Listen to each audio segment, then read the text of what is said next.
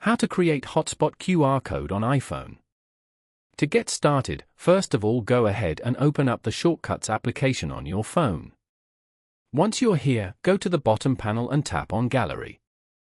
On this page, go to the search bar and type in QR code.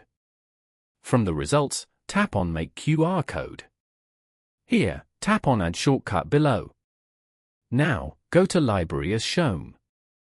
You will find all your shortcuts over here.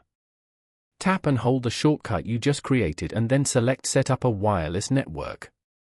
Name your wireless network and tap on Done. After that, enter a password for this network. Tap on Done. As you can see, you have now successfully created this QR code. Following these steps, you can easily create Hotspot QR code on iPhone. Thank you for watching. Please leave a like if this tutorial helped you, or leave a comment below if you have any questions related to the video.